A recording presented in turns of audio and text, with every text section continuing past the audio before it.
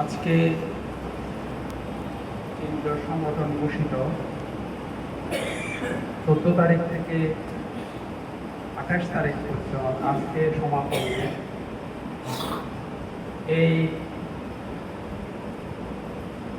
দিনে কেন্দ্রীয় ঘোষিত কর্মসূচি সংগঠন এবং বাইতুল মাল পক্ষ উপলক্ষে আজকে গুরুত্বপূর্ণ ইউনিট দায়িত্বশীল সুদী এবং শুভাকাঙ্ক্ষীদেরকে নিয়ে আজকের এই সাধারণ সভা সম্মানিত সভাপতি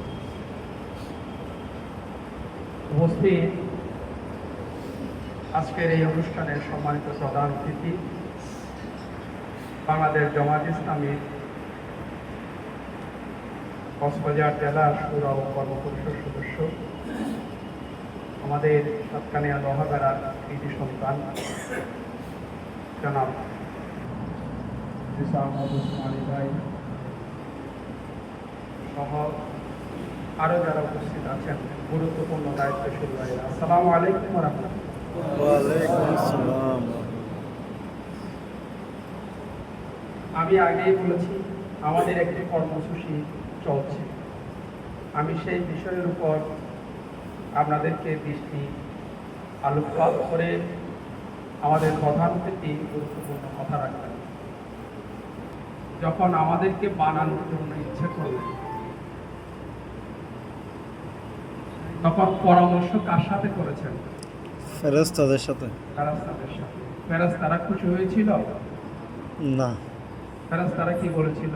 কি দরকার ছিল? ফেরেশতারা তখন হাসিনার কথা বলেছিল, বলেছে ও আল্লাহ তুই হাসিনার না আনে দজ্জাল মেয়ে বানাইবা দিবা দিনের বুক রাখিয়া গরিব যিনি আনাহানি সৃষ্টি করবে, আয়নাগর সৃষ্টি করবে, আমাদের শ্রমজীবী মানুষের টাকা বিদেশে পাচার করবে, দেশকে তছনছ করবে, পায়ে পায়ে মারামারি লাগাই দিবে, আমাদেরকে 16টি বছর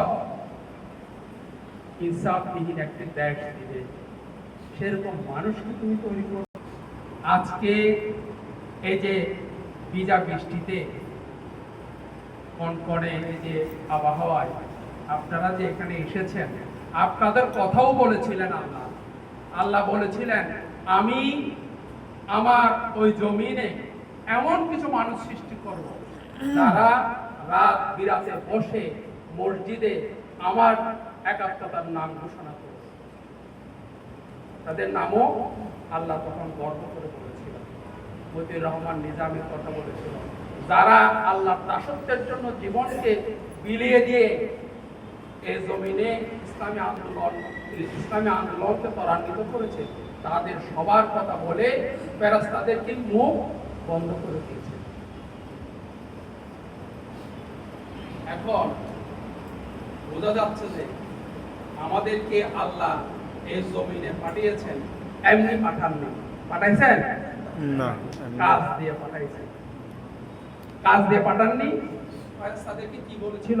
আমি খলিফা নিযুক্ত করছি। এটা যে খলিফাদের রাসূল সাল্লাল্লাহু আলাইহি ওয়াসাল্লাম বলছেন তোমরা প্রতিজন দায়িত্বশীল, তোমরা প্রতিজন দায়িত্বশীল, তোমাদের এই দায়িত্বের উপর জবাবদিহি হবে। তাই রোজ হাসরের ময়দান। এখন আমরা বাংলাদেশ জামায়াত ইসলামী শ্রমিক কল্যাণ ফেডারেশন আমাদের সেই দায়িত্বকে পালন করার জন্য আমরা কিছু সিস্টেম আমরা ফলো করি। সেটা কি? আমরা তৃণমূল থেকে আমাদের এই দায়িত্বটাকে পালন করা শুরু করি। আমরা অন্যান্য সংগঠনে বলে ওরা তৃণমূলের নেতাই আছে, এটা ডন নেতা, এটা শক্ত নেতা, তার মানে কি তার যোগ্যতা বেশি, আমরা সেটা বলি। আর আমরা বলি আমাদের তৃণমূলের সংগঠনের নাম কি? ইউনিট। কি তৃণমূল কি আসলে ইউনিট? ইউনিট একটা রাষ্ট্রের জন্য ইউনিটটা হচ্ছে আমরা যে পেশায় থাকে, ওই পেশার ক্ষুদ্র ক্ষুদ্র অংশকে কি বলে? ইউনিট বলে। আর সহজভাবে বলে আমরা, রাষ্ট্রের জন্য ইউনিট হচ্ছে তার সংসার। আমরা রাষ্ট্রের অংশ না, আমার সংসার হচ্ছে রাষ্ট্রের ইউনিট। আমার এখানে আমি প্রধান, এরপরে আমার যদি বউ একটা থাকে, তারপরে দুইটা থাকে, আমাদের চারটা থাকে, পাঁচটা থাকে, এরপর হচ্ছে বউরা। এগুলি সবাই আমরা মিলে আমার এই পরিবারটা হচ্ছে ইউনিট। সংগঠন এই আমাদের এই দায়িত্বকে বোঝার জন্য, এই দায়িত্বকে সুন্দরভাবে পালন করার জন্য আমরা ইউনিট তৈরি করি। আর ইউনিট হচ্ছে সংগঠনের মূল শক্তি। এই যে আমার নাম ঘোষণা করার আগে বলছে যে অমুক অমুক দায়িত্বে আছেন, আমরা হলাম ফাও, আমরা একটা অফিস মাত্র। আমরা কি অফিস? মূল কাজ কোথায়? ইউনিটে। ইউনিট হচ্ছে আমাদের মূল শক্তি। ইউনিট হচ্ছে আমাদের মূল শক্তি। ইউনিট যত শক্তিশালী হবে, আমাদের জন্য জবাবদিহিতা আল্লাহর কাছে তত বেশি স্বচ্ছ হবে। আল্লাহর কাছে আমরা তত বেশি সুন্দরভাবে আমরা জবাবদিহি করতে পারবো। আর ইউনিট যদি শক্তিশালী না হয়, তাহলে আল্লাহ যে আমাদের জন্য চ্যালেঞ্জ করেছে, তার জন্য জবাবদিহি করতে হবে না। সেজন্য জামাত ইসলাম শ্রমিক কল্যাণ ফেডারেশন ইউনিটের মাধ্যমে আমরা আমাদের কাজকে, আমাদের ইমানের যে পরীক্ষা, সেই পরীক্ষাকে দেওয়ার জন্য আমরা চেষ্টা করি। এখন একটি আদর্শ ইউনিট, আমরা কিভাবে করব? আমাদের এখানে অনেকে ইউনিটের দায়িত্বশীল, অনেকে ইউনিটের কর্মী, শুভাকাঙ্ক্ষী। তার বাইরে কি কেউ আছেন? আপনারা যে এত রাতে, এই ঝড় বৃষ্টিতে আপনারা যে এখানে এসেছেন, আপনারাই হচ্ছে এই সংগঠনের জন্য এই এলাকায় সবচেয়ে বেশি গুরুত্বপূর্ণ। এই সংগঠনের সাথে আপনাদের যে হৃদ্যতা আছে, আপনারা যে সংগঠনের কাজ করেন, এই যে আজকের উপস্থিতি তার প্রমাণ। আপনাদের মতো তো অনেকেই আছে, তারা তো আসে নাই আজকে, আপনারা এসেছেন। তার মানে আপনারা সংগঠন করবেন, আপনারা ইউনিট বাস্তবায়ন করবেন, আপনারা ইউনিটের কর্মী, আপনারা ইউনিটের শুভাকাঙ্ক্ষী, আপনারা ইউনিটের দায়িত্বশীল, আপনারা ইউনিটের বাইতুল মাল দায়িত্বশীল, সেক্রেটারি, এগুলো হচ্ছেন আপনারা। একটা আদর্শ স্মার্ট ইউনিটের কাজ আপনারা এই যে এই কাজগুলি কি জন্য? ওই যে জবাবদিহির জন্য। আমার উপর যে কাজ আল্লাহ পাক দিয়েছেন, সে কাজকে যদি আমি ইউনিটের মাধ্যমে যদি প্রতিফলন ঘটাতে না পারি, তাহলে আমার জবাবদিহিটাও সুন্দর হবে। এখন একটি আদর্শ ইউনিট এবং স্মার্ট ইউনিট যখন আপনি কায়েম করবেন, তখন ওইখানে কি করতে হবে? প্রথমে ওয়েল প্ল্যান করতে হবে, সুন্দর পরিকল্পনা করতে হবে। আপনার উদ্যোক্তম দায়িত্বশীল আপনাকে যখন কর্মী ঘোষণা করে, তখন আপনি আরো দুইজন কর্মী নিয়ে একটা ইউনিট কায়েম করেন না? একটা পরিবার রাষ্ট্রের জন্য কি সেটা পরিবার, সংগঠনের জন্য কি ইউনিট। আপনি একটা ইউনিট আপনি প্রতিষ্ঠা করলেন, ইউনিট পরিবার একটা প্রতিষ্ঠা করলেন। ওটাতে আপনি বছরের শুরুতে বা মাসের শুরুতে, সপ্তাহের শুরুতে একটা ভালো পরিকল্পনা করতে হবে আপনার। ওয়েল পরিকল্পনা কি? পরিকল্পনাগুলো কি কি? একটা ইউনিটের যে সমস্ত কাজ থাকে, আপনার এই যে কর্মী বৃদ্ধি করা, সুদি বানানো, সমর্থক বানানো, এই যে 3-5টা বৈঠক করা, রিপোর্টটা দেয়া, এই যে এই প্ল্যানগুলি কখন কোন তারিখে করবেন, এগুলি সুন্দরভাবে প্ল্যান নিতে হবে আপনাদের। তখনই হবেন আপনার এই ইউনিটটা স্মার্ট এবং কার্যকরী। এরপরে আপনার প্রপার ডিস্ট্রিবিউশন, সঠিক ব্যবস্থাপনা, সঠিক বিতরণ। আপনি সভাপতি হলেন, দায়িত্বশীলটা আপনাকে সভাপতি বানালেন। এখন আপনি সেক্রেটারি একটা বানাইলেন, সে আসলে সেক্রেটারি কি জিনিস সেটাও জানে। বাইতুল মাল সেক্রেটারি একটা বানাইলেন, তার মাথা খুবই গরম, সে কি বাইতুল মাল করবে গিয়ে মারামারি করে। তাকে বানানো দরকার ছিল সমাজসেবা সম্পাদক, আপনি বানাইলেন কি বাইতুল মাল সম্পাদক, সমাজসেবা সহ তাকে ওইখানে যখন আপনারা যখন মিছিল টিছিল করবো ওইখানে ব্যানার ধরবে, আমরা টায়ার যদি করাইতে হয় টায়ার করাবে, তাকে দিদা দেওয়া দরকার ছিল এই কাজটা। আপনি দিলেন কি বাইতুল মাল সম্পাদক। কাজ হবে আপনার বাইতুল মাল কি সে কালেকশন করতে পারবে? পারবে না। সেজন্য আপনি যখন একটা ইউনিটের দায়িত্বশীল হবেন, প্রধান হবেন, তখন আপনি যখন দায়িত্ব ডিস্ট্রিবিউশন করবেন তখন উপযুক্ত যাকে যে কাজ দিয়ে আপনি কাজ আদায় করতে পারবেন তাকে সে দায়িত্ব দেয়া, তাকে কি সে দায়িত্ব দেয়া।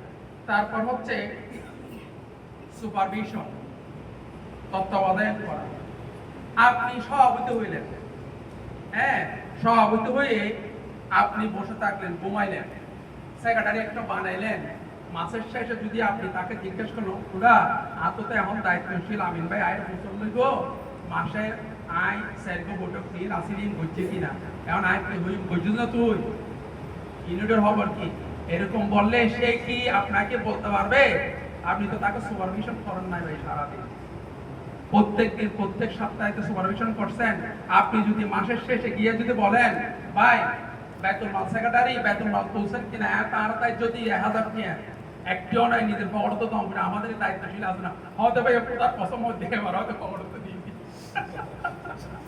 তাহলে সেই সংগঠন বুঝে নেয়, তাহলে কি সেই সংগঠন বুঝে নেয়, তাহলে আপনার সুপারভিশন করতে হবে। আপনি যাকে বেতন মাল সেক্রেটারি বানালেন তাকে যদি আপনি আপনার লোক নাই কোনো মতে বানালেন আর কি, তারপরে তাকে যোগ্যতা সম্পন্ন করার জন্য দায়িত্বশীলরা বসে আছে, তাকে কিভাবে বেতন সম্পাদকের যোগ্যতা সম্পন্ন করতে হয় সেজন্য আমার উদ্যোক্তন দায়িত্বশীলরা বসে আছে তাকে শিক্ষা দেওয়ার জন্য। আপনি যদি তাকে দেখো কালেকশন মানে তার সাথে তার সংযুক্ত করায় না দেন তাহলে আপনি একটা ব্যর্থ দায়িত্বশীল এবং উপযুক্ত ইউনিটের দায়িত্বশীল নয়। আপনাকে দিয়ে কেন্দ্রীয় সংগঠন শক্ত হবে? এই যে আমিরে জামাত এত কিছু বলে, এত কিছু গর্জন দেয়, কাদের বলে দেয় সেটা বলেন তো? ইউনিটের। এই যে আপনারা রিপোর্ট দেন, রিপোর্টে লেখা আছে আমার এতটা ইউনিট, এতজন কর্মী, এতজন সদস্য, এত টাকা আমি বেতন মাল দিই। আমিরে জামাত রিপোর্টটা দেখে তো সারা বাংলাদেশে আমার এই অবস্থা, কক্সবাজারে এই অবস্থা, আমি গর্জন দেই দেখি এরা কি করে। যে আমির জামাতের মুখ থেকে যে কথাগুলি বের হয় এগুলি আপনাদের মুখের কথা, আপনাদের শক্তির উপর দাঁড়িয়ে আমাদের সংগঠন গর্জন দেয়। আপনারা দেখবেন কাজ যদি আপনাদের স্থগিত হয়ে যায় দেখবেন যে কেন্দ্রীয় সংগঠনের গর্জনও কি ছোট হয়ে আসছে, আমাদের শহরের গর্জনও ছোট হয়ে আসছে। সেই জন্য মূল শক্তি কোথায়? আমাদের পরিবার, আমাদের ইউনিট। আমি আপনাদেরকে কত আসলাম, আচ্ছা সুপারভিশন, তারপর হচ্ছে রিপোর্টিং। আপনি এই যে এরা কাজ করলো সারাদিন সারা মাস, আপনি বছরের শুরুতে কিছু কাজ দিলেন, কাজগুলো সে করলো, সেগুলি আপনি রিপোর্টিং করতে জানেন না বা আপনি যদি না জানেন উদ্যোক্তন দায়িত্বশীল আছে তাদেরকে দেখাই নিয়ে এই রিপোর্টিংটা শিখায় না আপনার দায়িত্ব সেটা। আপনি যদি বলেন বেতন মাল সেক্রেটারি বেতন মালের রিপোর্ট দিবে, সে তো বেতন মালের রিপোর্ট দিতে জানে না, সেক্রেটারি দিতে জানে না, তো আপনি কি তার উপর ছেড়ে দিবেন? সভাপতিকে তার উপর ছেড়ে দিবে? শিখতে হবে।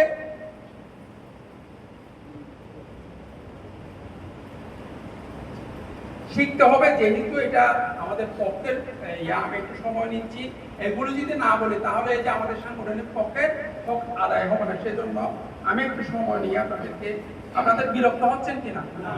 আচ্ছা, তাহলে রিপোর্টিং আপনার শিখতে হবে। আমি সেদিন একটা ভাইকে রিপোর্ট দেখাতে বললাম, সে তার রিপোর্টটা নিয়ে এসে আমাকে দেখালো যে সে 30 দিন পারিবারিক বৈঠক করেছে। ভাই 30 দিনকে পারিবারিক বৈঠক হয় বলেন তো? পারিবারিক বৈঠক কি জিনিস তাহলে সে বুঝতো না, তাকে বুঝাইতে হবে। এই যে আপনার কর্মীকে আপনি যে রিপোর্টটা দিবেন, রিপোর্টটা আপনি দিয়ে দিলেন, তার বলা লেহের হবে রিপোর্ট রাখবে আর কর্মী, সে তো রিপোর্ট লিখতেই জানে না। সে রিপোর্ট এখানে তো কর্মী যোগাযোগ কি জিনিস সে তো নিজেই জানে না। এই যে পারিবারিক বৈঠক কি জিনিস, এটা পারিবারিক বৈঠক কি জিনিস সে তো নিজেই জানে না। পারিবারিক বৈঠকটা হচ্ছে আপনাদের বলি আমি, পারিবারিক বৈঠক হচ্ছে পরিবারকে আমরা যে জন্য নিজের জান মাল দেওয়ার জন্য প্রস্তুত, আপনার পরিবারকে আপনার আপনার মতন গড়ে তোলার যে প্রোগ্রামগুলি করবেন সেটা হচ্ছে পারিবারিক বৈঠক। একটা দর্শ ছিলেন, একটু আলোচনা করলেন, কোরআন হাদিসের উপর আলোচনা করলেন, পরিবারের উপর আদর্শ পরিবার করার জন্য আপনি যদি আপনার পরিবারের সাথে আপনার সংসারের সাথে যে আলোচনাগুলি করবেন এটা হচ্ছে পারিবারিক। তারপরে দায়িত্বশীলের স্মার্ট দায়িত্বশীল, ওই দায়িত্বশীলের কোয়ালিটি কি হবে? এতক্ষণ বললাম যে আমি কি আপনার পরিবার কিভাবে স্মার্ট হবে, আপনার পরিবার কিভাবে সচল হবে, আপনার পরিবারের দায়িত্ব কিভাবে আপনি পালন করবেন, এতক্ষণ আমি সেটা বললাম। এখন বলবো কি, এখন আপনি কিভাবে দায়িত্ব পালন করবেন। আমি উপরের গুলো বলছি, অভ্যন্তরীণ যে বিষয় এগুলি আপনাদের যে যে স্ব দায়িত্বশীল আছে তারা এগুলি আপনাদেরকে বারবার বলে, আপনারা আমলে নেন না, সেগুলো বারবার বলে আমলে নেন না। আমি আপনার দায়িত্বশীলের যে কাজ সেটা হচ্ছে রিপোর্টটা রাখা। সংগঠন আপনাদেরকে রিপোর্ট দেয় না, একটা রিপোর্ট তো কার কার হাতে আছে? আছে তো সবার হাতে, না হাত তুলেন না, আমি মনে করবো তো সবার হাতে আছে, যাদের নাই তারা সংগ্রহ করে নেবেন। এই রিপোর্টটা সুন্দরভাবে বুঝে, আপনার দায়িত্বশীলদেরকে বুঝে এই রিপোর্টটা পূরণ করা। রিপোর্টে কয়টা কলাম আছে জানেন আপনারা? 15টি কলাম আছে, 15টি রিপোর্টে 15টি। রোকনদের রিপোর্ট বই 15টি মনে হয়, কর্মীদের রিপোর্ট বই কয়টা আছে কলাম? আরো কম, কর্মীদের ইয়াতে 13টি। এই 13টি কলাম কোথায় কি লিখতে হয় আপনাদের সেটা বুঝে নিতে হবে। হ্যাঁ, এরপরে ধৈর্য, একজন দায়িত্বশীলকে ধৈর্য এবং সাহসিকতা পরিচয় দিতে হবে। এখন ধরেন আপনারা বাজারে থাকেন, বাজারে আপনাদের ব্যবসা বাণিজ্য, বাজারে যে ঝামেলা, প্রত্যেক দিন ঝামেলা, দায়িত্বশীলদের অনেক বিচার করতে হয় প্রত্যেক দিন। আমি নির্দিষ্ট টাইমে প্রত্যেক দিন বিচার করি, একদম প্রত্যেক দিন, একটা দিনও আমার খালি থাকে না, প্রত্যেক দিন আমি বিচার করি। তখন আমি সামাজিক কাজে যখন প্রত্যেকদিন দায়িত্বশীল দিয়ে দায়িত্বশীলদেরকে দেখাই, দায়িত্বশীল আমার দিকে দেখে আর হাসে। আমি যে জায়গায় থাকি জায়গাটা ওইরকম, জায়গাটা ওরকম, প্রত্যেকদিন আমাদের সামাজিক কাজ করতে হয়। বিচারটা কি? সামাজিক কাজ। যখন আপনার সামনে বিচার আসবে, ধৈর্য সহকারে সাহসিকতার সাথে কাজ করা। আপনি যখন আপনার কাছে বিচার আসবে, আপনার সাথে কোনো সমস্যা আপনার সামনে আসবে, তখন আপনি অবাধি জামিলা আমার দিচ্ছে আগে থাকবো এরকম বলবেন না, কোনো না, এরকম বলা যাবে না। আমাদের জামাত ইসলামের প্রতিটা কর্মী হচ্ছে সমাজকর্মী, প্রতিটা কি সমাজকর্মী। তাই আমি বিচার না করলে কি সমাজকর্মী আমাদের বিচার করতে হবে, মানুষদেরকে মিলাই দিতে হবে। সেটা কিভাবে করবেন? ধৈর্যের সাথে, সাহসিকতার সাথে। আমির জামাত একটা কথা বলছেন, সেটা কি বলেন তো? ধৈর্য এবং সাহস নিয়ে একটা কথা বলছেন, কত মুক্তি ওনার ভাইরাল একটা, বলেন তো, মনে আছে কি না? বলেন তো, রক্ত গরম মাথা ঠান্ডা, এটা হচ্ছে ধৈর্য এবং সাহসিকতা। তিনি এটাকে দিয়ে ওটা বুঝাইছেন, ধৈর্য এবং কোরআন শরীফে প্রায় 59 বার ধৈর্যের কথা বলেছে। একজন দায়িত্বশীলের সবচেয়ে বড় কোয়ালিটি কি? ধৈর্য দ্বারা। এখন আমাদের অনেক দায়িত্বশীল আছে, খুব ধৈর্য দ্বারা, ধৈর্য ধরে এই যে এতক্ষণ আপনাদের ইউনিট কায়েম করার জন্য, ইউনিটের দায়িত্বশীলদেরকে লাইনে আনার জন্য যে কথাগুলি বলছেন, এটা ছোট কথা নয়, এটা অনেক বড় কথা। দায়িত্বশীলকে ধৈর্য ধরে এগুলি করতে হয়। তারপর হচ্ছে ত্যাগ স্বীকার করা। আমাদের মরহুম আমির জামাতের একটা বই আছে, ইনফাক ফি সাবিলিল্লাহ, বইটা কে পড়েছেন? অনেকে পড়েছেন, মাশাআল্লাহ, অনেক ভাইরা আছেন পড়েছেন। এই যে ত্যাগ স্বীকার করা, আমরা কিছুদিন আগে বিশাল গরু কোরবানি দিছি না? আমরা কি বলছি? কোরবানি দিয়ে ফেসবুকে একটা স্ট্যাটাস দিছি, হ্যাঁ, ত্যাগের মহিমায় উদ্ভাসিত আমরা। বলি নাই? ত্যাগ কি আসলেই করছেন আপনি? আসলে কি ত্যাগ করছেন? আপনার মূল ত্যাগ হবে আন্দোলনের জন্য আপনি কি ত্যাগ করলেন। ওটা হচ্ছে ইব্রাহিম আলাইহিস সালামের নিদর্শন। আমাদের জন্য ইব্রাহিম আলাইহিস সালামের একটি নিদর্শন। এই যে ইব্রাহিম আলাইহিস সালাম যে ত্যাগ করে আমাদের উম্মতের জন্য আল্লাহ পাক এত বেশি পছন্দ করেছেন, উম্মতে মুহাম্মদের জন্য এটা কি করে দিয়েছে?